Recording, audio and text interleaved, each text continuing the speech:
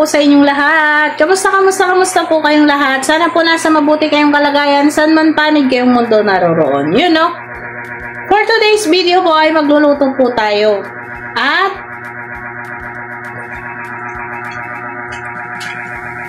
ito po ang ating iluluto for today. Yan. Kita nyo po ba? Yan, nausok-usok pa siya kasi pinakuluan at pinalambot ko na po siya. Paa at ulo ng manok po. Sino pong nakain sa inyo nito? Sana po nakain kayo nito at sana po magustuhan nyo po ulit itong ating vlogs ngayon. So, tara po, samahan nyo po muna ako para sa pag-prepare po ng ating gagamitin.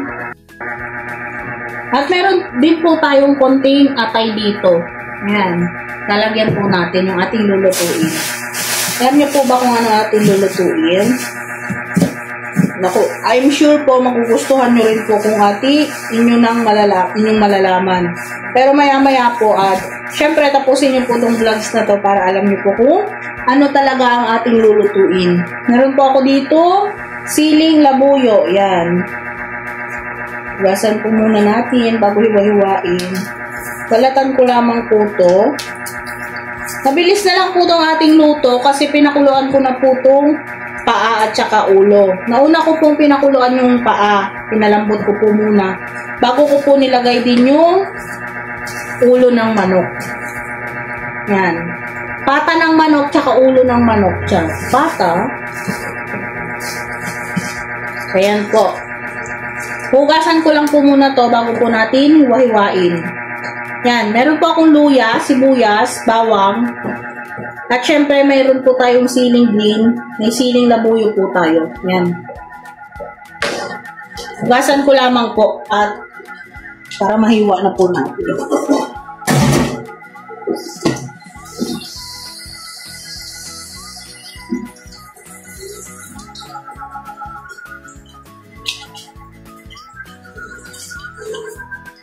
Ayan, sisimulan ko na pong bayatin.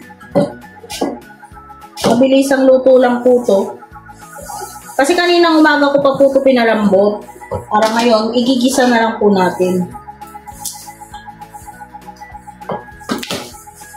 Ang ating nagastos po ngayon ay, ang aking paa ng manok ay 50 pesos.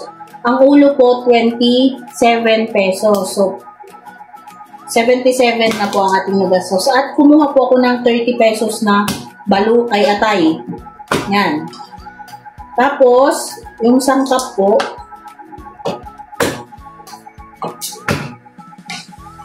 siguro sabihin mo ng 30 pesos, ay 20 pesos din itong ating mga sangkap.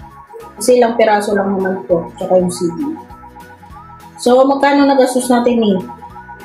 77 plus 30, 107, 100, sabihin mo na po 130 ang magastos natin. Yan, madami na po ulit ang ating ulam. Budget meal po ulit to. Kasi po ang laman ng manok ay 165 po ang kilo dito. So, naghanap po tayo ng ibang paraan para makapagulam pa rin tayo ng manok. Kaso, ulo nga lang at paa. Pero syempre, okay na po yun.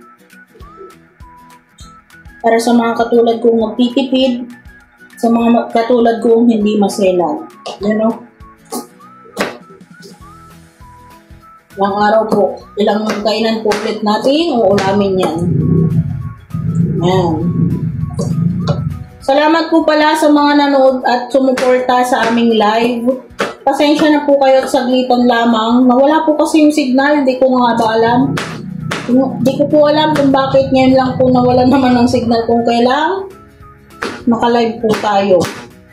Pero hayaan nyo po, sisikapin namin yung mga susunod naming live ay hindi na po mapuputol. Hindi ko na po binalik, hindi na po ako nag-live ulit. Bukas naman po or sa susunod na araw. Pero salamat po sa mga suporta. Thank you po talaga. Tulad po ng dati, hindi ko po ulit pinalitan ng ating luya. Hinugasan lamang po mabuti. Ayan. At hiwa-hiwain lamang po ng maninipis. para po maglasa siya sa ating lulutuin. Namimiss na po kasi namin ni Kuya Lito itong ganitong ulam. Lagi po kasi, halos lagi kasi ganitong inuulam namin. Kasi bukod sa mura ay mga kailang kain pa po kami. Paborito namin ang mga ganito, yung ulo ng manok, paa ng manok, ganun. Meron pa nga po itong kulang yung isaw sana. At may kasama pa po ako pag nagluluto ako. Kaso wala po. Ay, dinagdagan po sana natin ng konti din.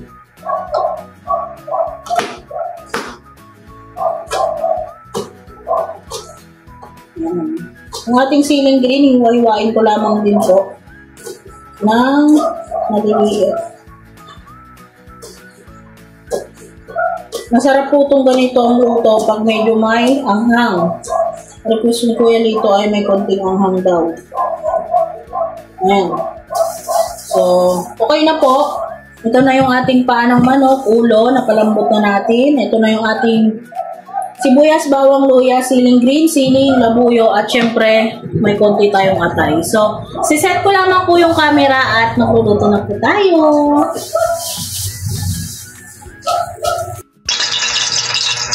So, yun na po. Nakaset na po ang ating camera. Nakapagpainit na rin po ako nung kawaling na mantika. Ito po palang kawaling na to ay mantika. Pinaprituhan ko na po ng tawag nun, saging. Dito na lang din po ako magigisa kasi sayang naman po yung mantika.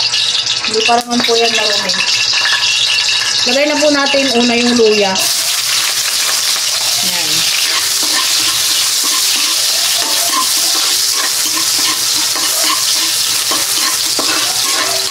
Antayin ko lamang kung lumabas yung kaluluwa. Este yung aroma.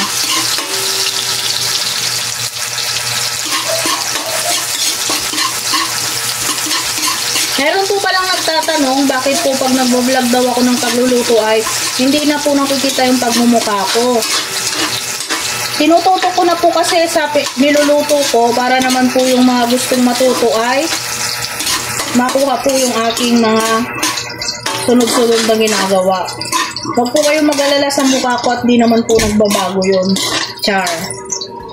Joke lamang po. At syempre, lagay na natin sibuyas, bawang. Yan. Napakabango na po. Sibuyas, bawang pa lang po yan.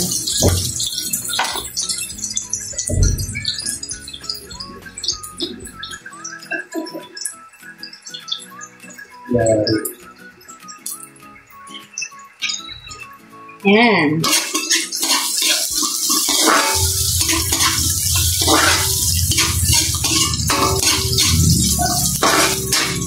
Pasensya na rin po pala kayo kung tuwing nagluluto ako naririnig nyo medyo maingay. Ito pong kalan kasi na ginagamit ko ay super kalan. Maingay po siya pag nakabukas yung apoy niya. Yung parang singaw po niya. Maingay. Yan, nahalo-halo ko lamang po para hindi naman mabigla yung ating ingredients. Yan. Mabilisang luto na po, lalo pag napakuluan nyo na or napalambot nyo na yung paa at saka ulo. Pinalambot ko po yun, nilagyan ko yung pinagpakuluan ko na paminta, laurel at syempre konting asin. Yun lamang po. Pinalambot ko po muna yung paa, syempre, na una. Then, konti lang naman po yung palambot ng ulo. Hindi naman ganun katagal. Dahil lamang po nating mag-brown to. Hindi ko na po papatayin ulit hanggang sa mag-isa ko. Yan. Para po masundan talaga ng mga gustong mag-try din ng ganitong version. Version ala Ate Vera. Siyempre.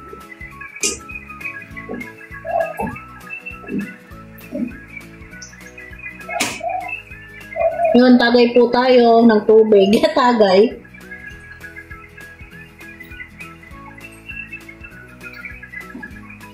Yan, pala inom po talaga ng tubig ang inyong Ate Vera. Ayan, hindi po pwedeng wala tayong tubig. Yan. Yan, brown na po siya. Lagay na po natin yung ating paa at saka ulo. Yan.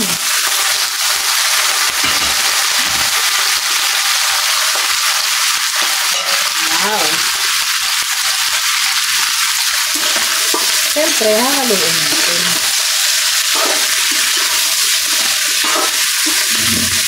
Yan. Igigisa ko lang po ng kaunti bago ko po lagyan ng ibang mga pampalasa. Yan. Isa ko lang po ng kaunti yan. Kukunin ko lamang po yung takip para takpan po natin ng konti.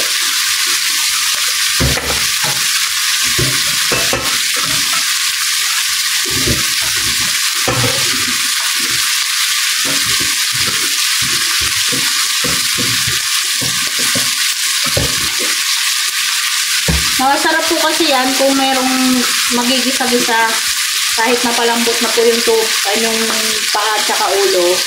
Masarap po yan pag igisa nyo pa muna. Pero siyempre, hindi na ganun katagal. Kasi na malambot na siya. Ah.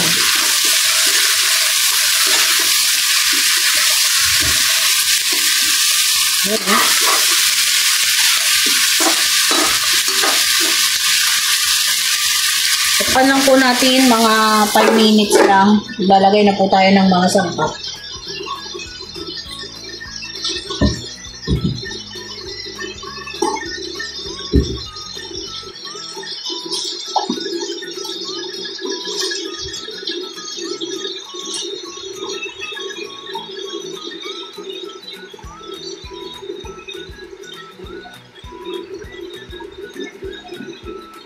Pagka-iinit. Kanina po umuulan, ngayon naman sobrang init. Hindi na maintindihan ng panahon po.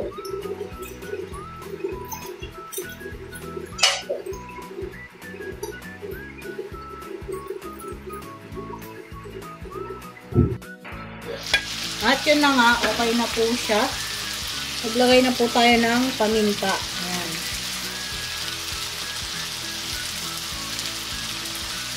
At syempre, maglagay na tayo ng laurel. Ayan. At maglagay na rin po tayo ng toyo. Toyo ni Ate Vera. Ayan. Syempre, control lang po. Nasa inyo po yung kung gaano karami. Ayan.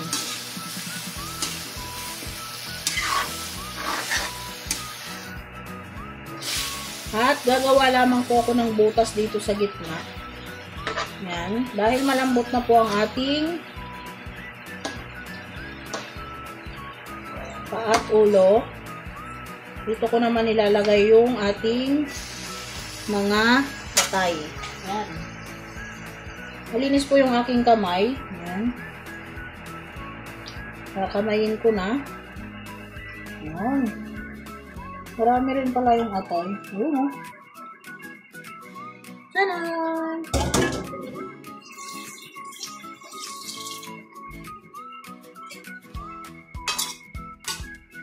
Lambot na po ng paa. Malalasog-lasog na.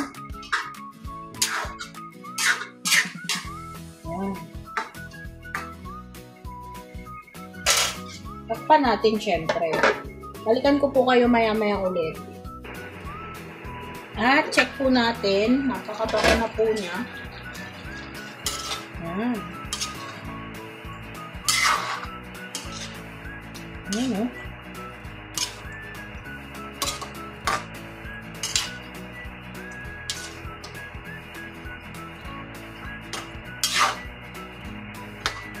Yung atay po, huwag po kayong mag-alala. Hindi ko na po sinama sa paggigisa. Baka kahabol naman po yan sa luto. Kasi pag mamantikain pa natin to, pag mamaya, pag nalagay na natin yung isa pang ingredients niya.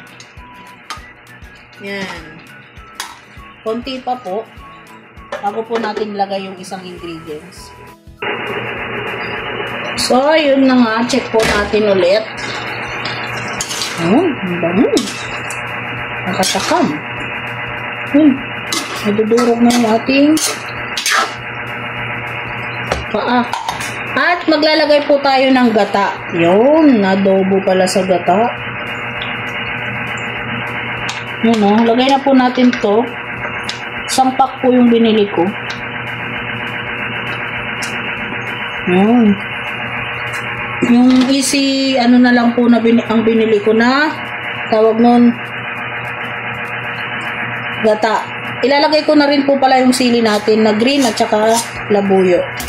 Mamaya na po natin yan haluin. Papakuluan po muna natin mabuti yung gata. At syempre magmamantika po yan maya maya. Hindi ko po muna tatakpan para hindi po mamuo yung ating gata. Mamaya ko na po siya hahaluin. Yan. Lutuin po muna natin yung gata niya. At yun na nga, check po natin ulit. Napakabango ng gata. Hindi pa po natin hinalo pero may kunti-kunting manti-mantika na po siya. Ayan. Ganyan po ako pag nagluto ng gata, hindi ko po agad hinahalo. At hindi ko na rin po siya tinatakpan. Ayan. Ayan. Lutuin lang po natin mabuti at pagmamantikain po natin to. Palabasin po natin yung mantika ng gata. Ayan. Para masarap. Kahit palabog na yung ating paa. Carry lang po yan. Kaya balikan ko po kayo maya-mayang konti. Tignan nyo po, nakakatakam na. Hindi pa masyadong luto kasi hindi pa nagmamantika. Pero, yan na siya. Yan, ang bango, nakakatakam na. Grabe. So, ayan na po. Madikit-dikit na sa ating kawali. Nagmamanti-mantika na rin. Ayan. Durog na ang ating paa. Sobrang lambot na. At last, but not the least, nalagyan po natin ng suka, syempre. Ayan. Nadagdagan ko po kasi medyo gusto ko to may konting asim. Yan. Tuyo na po siya kanina, pero dinagdagan ko po kasi naalala ko si Kuya Lito, nagsasabaw pala siya ng sabaw na ref. Nahanapan na naman ako ng sabaw ng Kuya Lito nyo.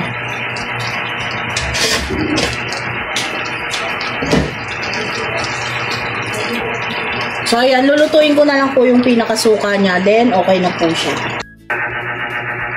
So, ito na po ang ating adobo sa gata na paa, ulo, at syempre atay ng manok. Ano pa pong ginagawa nyo? Luto na ang ating ulam. Kain tayo!